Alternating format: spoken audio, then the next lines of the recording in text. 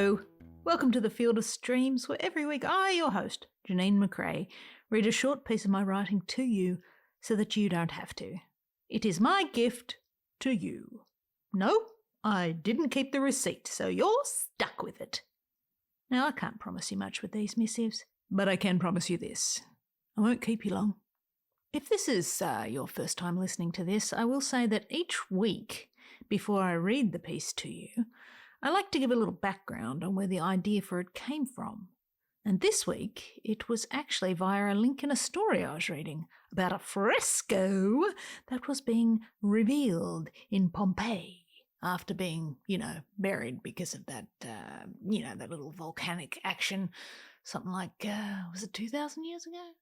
These frescoes, man. Really beautiful art. I'll put a link in the description. And in one of the paragraphs of this story, there was an intriguing collection of words.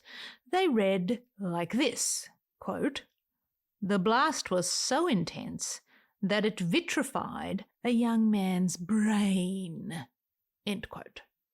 My brain went, "Adoy, what is vitrified?" And then I went on to read about vitrification, being the conditions that are required to make glass. And the story itself was about how they found a victim of Pompeii whose brain had seemingly turned to glass during the eruption of Vesuvius. A brain turned to glass. Wow! They're still trying to work out how that actually happened from a scientific perspective. But the theory is that the ash cloud from Vesuvius, hot, hot, hot, and then instant cool, cool, cool, brain turns to glass. The pictures of that glassy brain, by the way, wild. Anyway, my brain, which at this current moment is not glass, it started heating up with an idea. And then I thought about how easy it is, if you don't stay on the gas and the heat of the idea, it can just disappear, evaporate, which I equated to the idea cooling too quickly and shattering, like glass.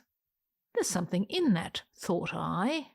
When you have an idea, you basically have to cool it down by degrees and very carefully so that you don't, shatter the idea. And once I had that thought in my mind, well, I went and wrote what I'm about to read to you. So let's get at it. Time's a-wastin'.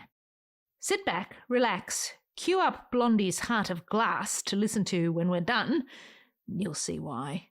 And for now, please allow me to read to you a piece of my writing called 6 Degrees of Ideation.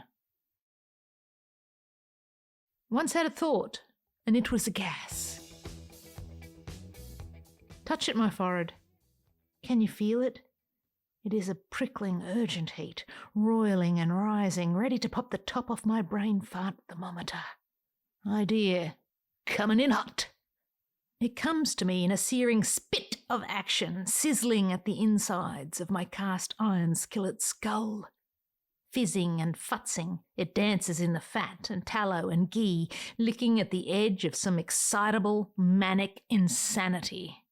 So wickedly hot. So sinfully alive. This idea, I can barely stand the taste of its ache or the scorch of its pressing need. Breathe. Oxygen will help. The reds and oranges of its soul bubble and contort with lava-like sauciness, wriggling and stretching and threatening to spill out my earholes and nostrils to melt minds at will. In this moment, all reality is flayed away, and possibility slips on a new skin.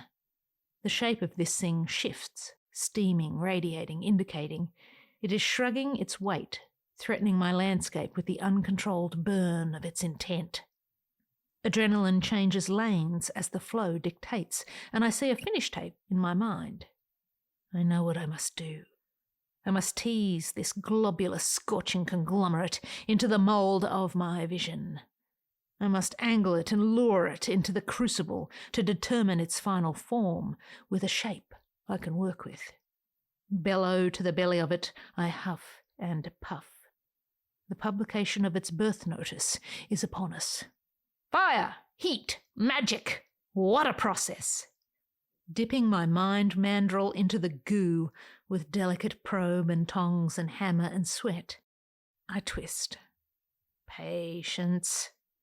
This idea is pure, unrealised magma. Blisters at the crust of it as flames lick at my vision. Spits and sparks and flares of protest. Patience. I must be patient, lest it burn me to the ground. Patience. A sudden burst of intense hot protest, and I close my eyes to the ash cloud of no. My lashes evaporate in quiet pity. Soon found out had a brain of glass. In a Pompeiish flash of hot ash, my brain fires suddenly to 390 degrees Fahrenheit, and in a vitrification shrug, the idea, once hot and ready to rock, turns instantly to cold flash glass. Cooled too quickly, the blood and bone and crust and truth of it becomes hopelessly clear. There is nothing here. This idea is so transparent.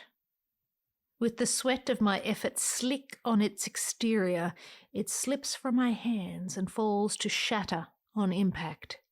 No more lava waiting to take shape, just 1,000 fragments of sweepable debris. Shards and slivers. I step gingerly away from the mess in a sort of clumsy, dumb shock. Well, that didn't work. The difference between a shit-hot idea and a shattered nothing happens by degrees, the 6 degrees of ideation. Idea comes in hot. Idea is handled with care. Idea is introduced to the crucible. Idea is manipulated with tools. Idea is placed on a cooling rack. Idea becomes a world. The shattered idea is murder at the 2nd degree. The hotter it comes in, the more excited you are, and the more excited you are, the more likely you are to kill it before you can even attempt to mould it. Proceed with care in the heat of that 1st degree moment, or that idea will cool too quickly and in a tragic instant turn to breakable, highly smashable glass. Do not invite the vitrification of your dream. It doesn't matter if you're a glass half full or half empty person. It's the glass itself, not the perception. That is the problem. Glass breaks. A hot idea is like lava, flowing uncontrolled and mad hot, changing direction with the whims of your unexplored landscape. Will it become a mountain, create a cave, provide a shelf? All is possibility as the magma takes shape and cools slowly, by degrees. Glass cuts. Lava creates. Glass is slippery. Lava changes the world. Glass can start fires. Lava is the fire. That's not to say glass isn't useful. Due to its transparent properties, it can help you find clarity about the legitimacy of your idea and help you move on to the next. See-through is next in line. And the best thing about glass, if you're looking for a silver lining, is that you can recycle it. Melt that failed idea down and see if it can be repurposed as something else. In case of emergency, break glass. Fire up the brain kiln and begin again. Adjust your heat by degrees. And there you have it, today's episode. Now you can play Blondie's Heart of Glass. I share these missives to show you that ideas can come from anywhere. So look everywhere. Then go make something. If you enjoyed this episode, why not share it with a friend? And for now, I'll leave you with this. Love what you love, and I will see you out there making stuff.